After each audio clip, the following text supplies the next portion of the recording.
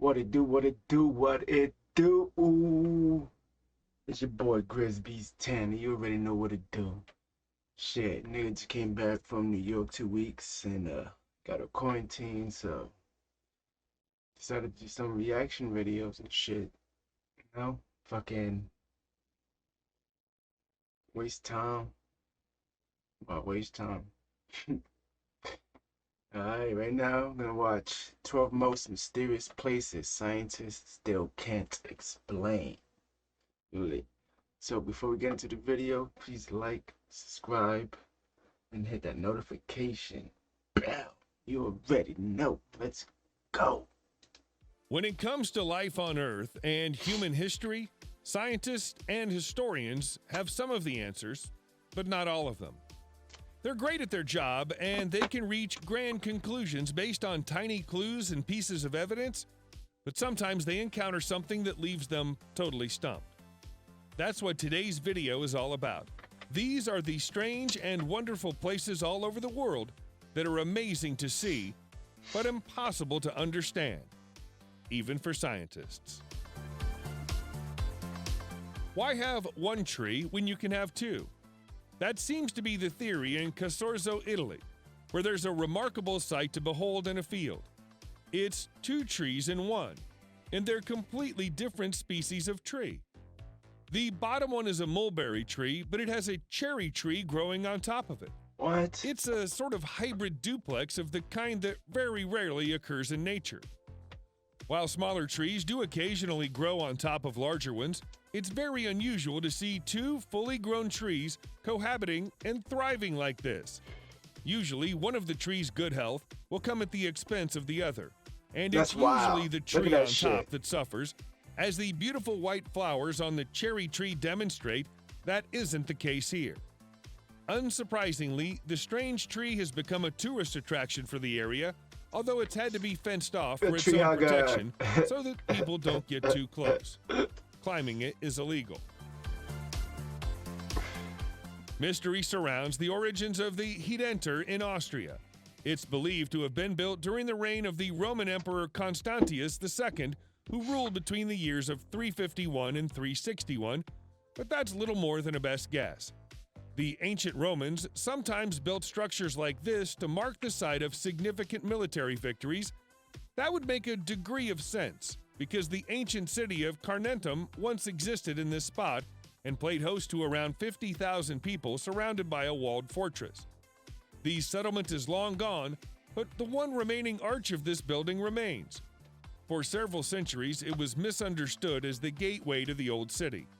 As so little of its true history is known, plenty of myths and legends have grown up around the Hidenter. It's become a popular gathering spot for pagans who refer to it as Heaven's Gate for reasons unknown. If it really was a Roman tetrapylon, it would probably have a statue of either an emperor or a god in the middle of it. But there's no sign of it today. Niggas stole that shit, that's why. There's a clue in the name of Envatinit Island in Kenya that tells you a lot about how the Kenyans feel about it. The name of the strange-looking island, which is on Lake Turkana, translates as no return.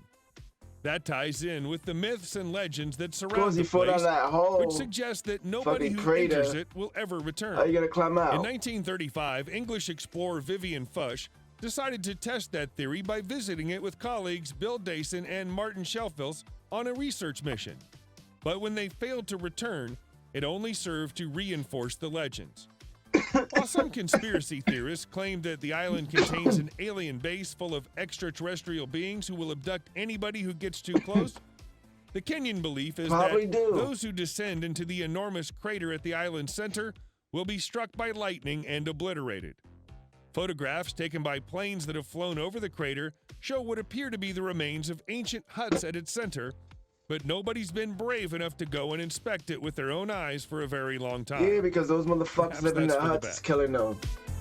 That's what's going on. There are many ancient and wonderful temples in Syria, most of which have their own fascinating story to tell, but the fascination with the Temple of Ain Dara is especially strong.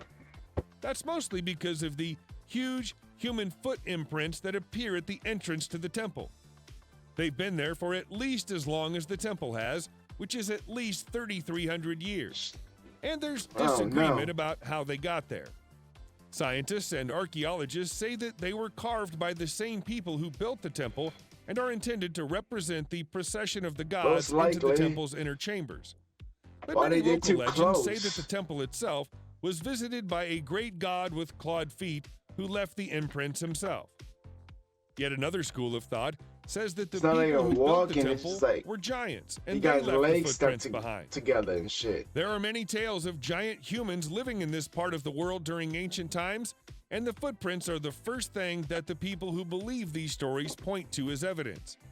Sadly, the temple was badly damaged after being hit by a Turkish air raid in 2018, but the footprints survived.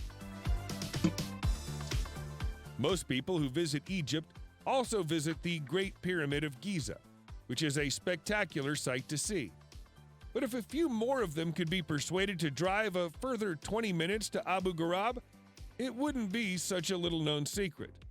The old city contains a structure that is, or at least was, a sun temple and was dedicated to the great god Ra. It was built somewhere around 2,400 years ago and used to have a stepped pyramid of its own. From ancient Egyptian historical records, we know that there were once 6 sun temples at Abu Ghraib, but only 2 remain today. Their ruins today, as the colossal stone obelisk that once marked the westernmost point of Abu Ghraib, the massive red granite blocks that are scattered across the area are a puzzle for archaeologists. They appear to have been precision engineered with polished surfaces and holes so smooth that they must surely have been made using advanced drilling technology. As if that weren't mysterious enough, there are also several square alabaster dishes that contain markings akin to the gears of an engine. Did the people who lived here have access to advanced technology? If so, what happened to it? And to them? They went off the world, out of the world, man. Once upon a time, Barsakelmes was an island in the Aral Sea. These days, the water level is a little lower than it was in ancient times, and it's now a plateau in Kizlorda, Kazakhstan. Much like Avitinet Island in Kenya, this is said to be a place that people visit and never return from. Even the name, which translated from its original Turkic language, Why would you means visit a place whoever like that? comes here shall not return. In 1939, it was Real. declared a national reserve Why? and was closed off to visitors for the remainder of the 20th century. Nobody knows what the Soviets did there during those years, but there are plenty of rumors that it was used for top-secret research. Even today, electronic devices fail as you get close, and navigational equipment stops working. There have been documented cases of people's skin turning blue after spending too long at or close to the plateau, and a commonly told legend about a group of nomads who stayed here for what they believed to be a year, only to return to civilization to find that 3 decades had passed. It's a mysterious and seemingly supernatural place. 30 years? Amid the ruins of Amman in Jordan, where you'll Wow. find the crumbling shells of temples and palaces, you'll also find the shattered remnants of a giant human hand made from stone. This is the Hand of Hercules, and even in its broken, 3-fingered state, it's still a strangely intimidating thing to look at. The hand is part of the Temple of Hercules, which was built during the 2nd century during the Roman occupation of Amman's citadel. For reasons that have been lost to history, it appears that the temple was never finished. The presence of an elbow made from marble implies that there was once a plan to build a colossal statue of Hercules here, which, had it been completed, would likely have been the largest statue in the world at that time. The region is known for earthquakes, so it's possible that the Romans gave up on the idea of building anything here after enduring one earthquake too many for their liking. They're like, no. As tour fuck guides that. like to point out to the curious visitors, the nails and cuticles on the hand look like they're well trimmed and conditioned, leading to That's good jokes about detail. Hercules enjoying regular manicures. That's crazy for the carving. While we at least know that the Romans were responsible for building the abandoned Temple of Hercules, we have no idea whatsoever who built the pyramid of Siusioko in Mexico City, Mexico. There's some evidence that an enormous volcanic eruption destroyed the civilization that once existed Imagine here, that shit. but aside from that, they left very little behind for us to remember them by, other than their pyramid. By examining the land around the pyramid, archaeologists have been able to conclude that it was farmed for a period that started around 3,200 years ago and ended during the 1st century when the Sitle volcano erupted. That was a tragic twist of irony for the Mesoamerican population, who are thought to have worshipped a god of fire. While some historians believe that the entire population perished in that disaster, there are some who believe that the survivors fled to other parts of Mexico and took elements of their culture with them, eventually playing a role in the rise of Teotihuacan. While there are no humans living here anymore, there's a thriving population of rattlesnakes and tarantulas, making it a somewhat hazardous place to visit. The mystery of the lost city of the Kalahari is an existential one, by which we mean that there's controversy about the question of whether it really exists at all. The story begins in 1885, when the Canadian magician and explorer William Leonard Hunt, also known as the Great Farini, claimed to have found an empty city of ancient ruins while crossing the Kalahari Desert on foot. In his report to the Royal Geographic Society, he spoke of seeing half-buried ruins, shattered temples, burial grounds, and semi-collapsed walls. That prompted no less than 25 expeditions in the decades that followed, none of which found anything like what the Great Farini described. By 1964, a new idea had arisen. A.J. Clement theorized that the magician had been mistaken about the route he took through the desert and devised an alternative route that Hunt may have taken by accident. By following it, he found a series of colossal stone monoliths made of dolerite, a material that, as it erodes, can begin to resemble straight, square blocks that resemble walls. Clement concluded that what Hunt actually saw was nothing more than a natural rock formation dating back 180 million years. But his explanation didn't satisfy everybody. There are still people searching for the lost city of the Kalahari to this day. The Nazis built a lot of strange structures all over Europe over the course of the Second World War, and not all of them are understood. Fucking ads, yo. In the absence of solid information, many wild and wondrous theories have sprung up, such as those that surround the concrete rings they built on the coast of the Barents Sea. The fact that the Soviet military took ownership of them after the war and refused to let anyone else get close for several decades did little to dispel the most extreme of those theories. To some, the Soviet interest in the site confirmed that these were places that the Germans conducted tests on anti-gravity devices and weapons of mass destruction. There's been some speculation that this is the place that the Nazis worked on a top-secret project known as Die Glocke, or the Bell. Other than knowing its shape, nobody truly knows what Die Glocke was supposed to do, aside from the fact that it was a fearsomely powerful weapon. They know. It's perhaps more likely that these were concrete bases upon which rotating artillery pieces were mounted. But that's far less fun to believe.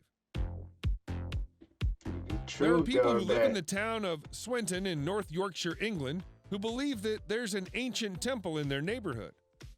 Looking at Swinton Druid's Temple, it's not hard to understand why.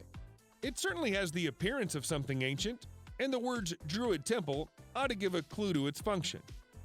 In reality, however, it was built a mere 2 centuries ago by an extremely eccentric landowner, William Danby, who lived in Swinton during the 1820s, was a wealthy and generous man who was concerned about rising unemployment in his hometown.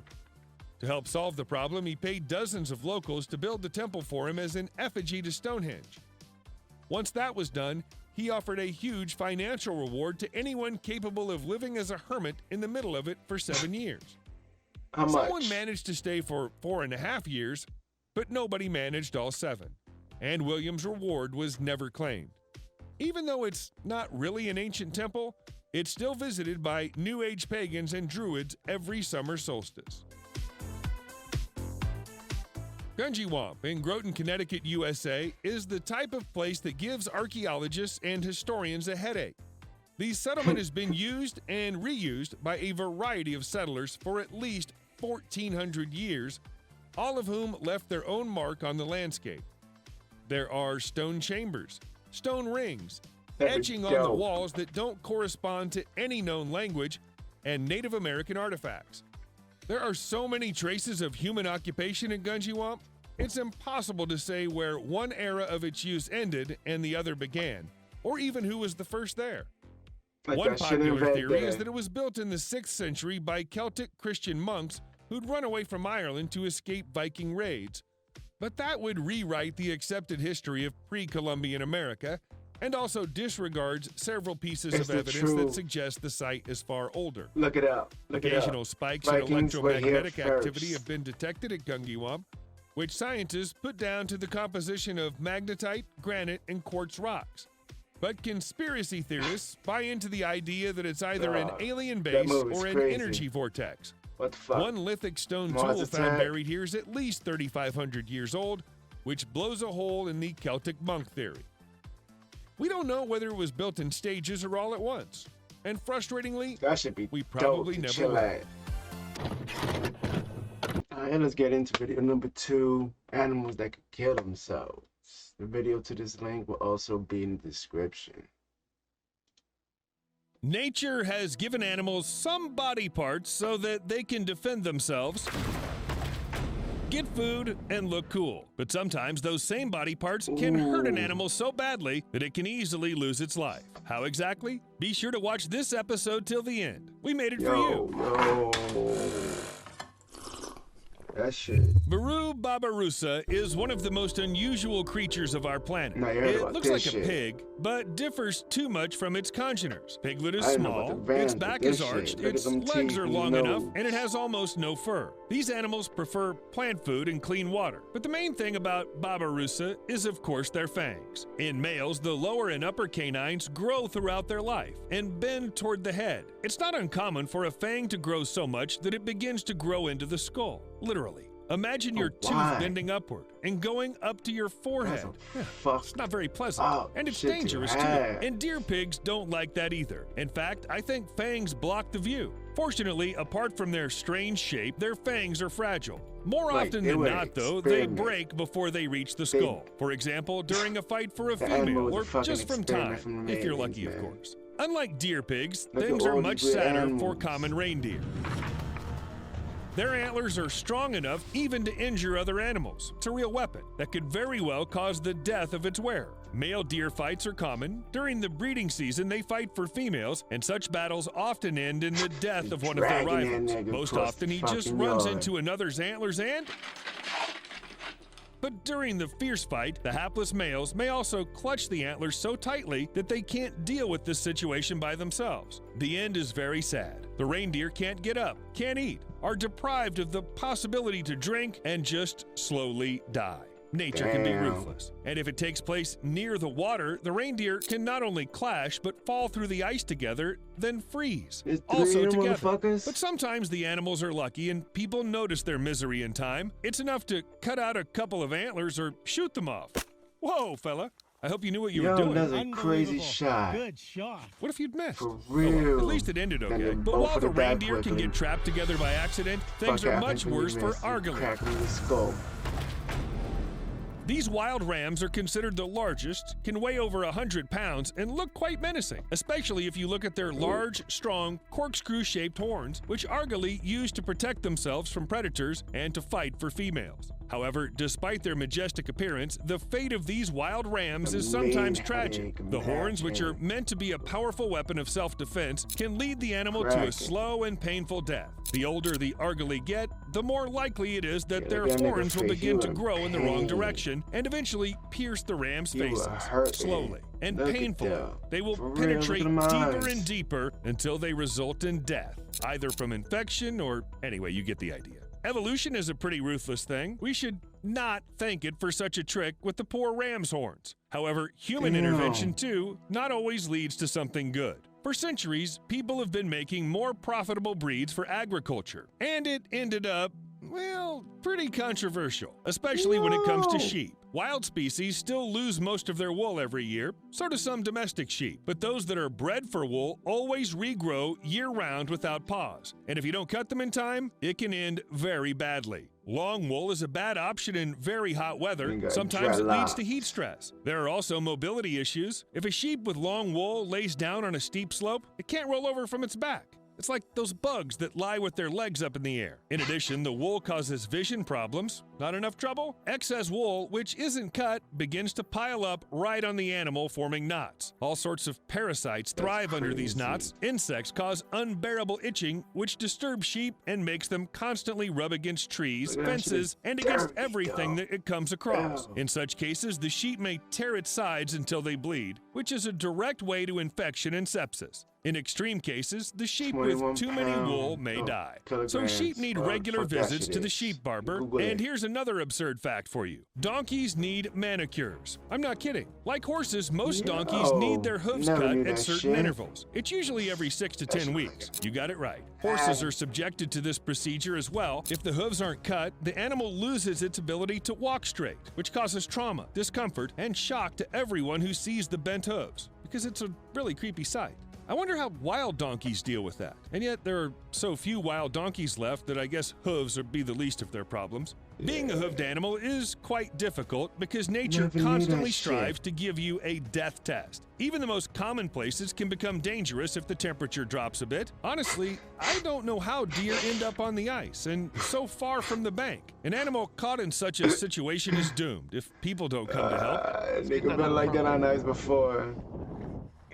In this respect, nature is more favorable to us. We know how to keep our balance even on very slippery surfaces. Plus, we invented boats, ropes, hovercrafts, skates, and other useful things. You can use them to get any deer out of a trap. The only pity is that you won't get any thanks from the animals. Okay, if deer, rams, and other ungulates seem to be very unlucky in life, then there must be some species that got some bonuses from nature. Turtles, for example. They live long lives, don't rush anywhere, are well protected from predators by a tough shell, and must feel just fine. Yeah, I thought so too. Until I found out that turtles have one bug. They can't roll over if they're on their backs. Whoa, whoa, whoa. If you're about to comment about your pet turtle being great at this trick, let me clarify. We're talking about big turtles specifically. And it's not just a coincidence. The height, length, and even shape of a turtle's shell affects its ability to stand on its feet. For example, turtles with rounded shells roll over faster than flatter ones, and large individuals are much less nimble than smaller ones. The characteristics of the shell literally determine the animal's life. Accidentally flipped over on its back, a helpless turtle can be killed by the sun,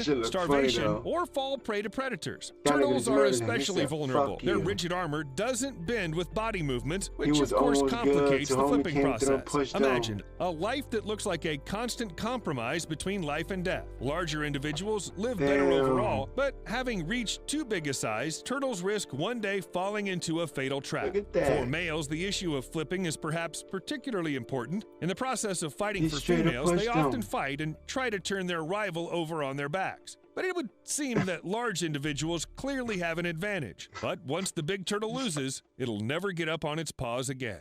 Sloths can hardly be called well-adapted creatures because, yes, they are that slow, exactly as you might imagine. Sloths spend most of their lives in the trees, barely moving and blending in with the foliage. Once a week, they come down to the ground to defecate. They sleep about 20 hours a day. Kind of reminds me of humans on vacation. But slowness and friendliness can cost sloths their lives, and the danger can come from anywhere. Any hungry predator can spot a slow animal and eat it. Why not? The dinner won't run away, even if it wants to. Even a spectacled owl, which in fact is not much larger than the sloth in size, can get the job done. It's just faster, stronger, and, well, it's hungry. We'll see you later.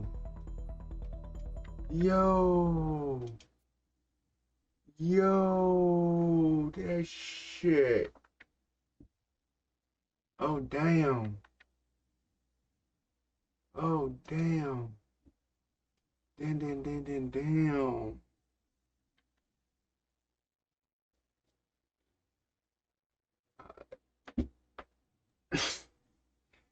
Well, this is your boy Grizz Beast Tanner. This is a new channel, new segment, whatever. Grizz Reacts. First two videos, I don't know. Gotta get used to this shit. Catch y'all in the next one. If there's a next one, I don't really give up.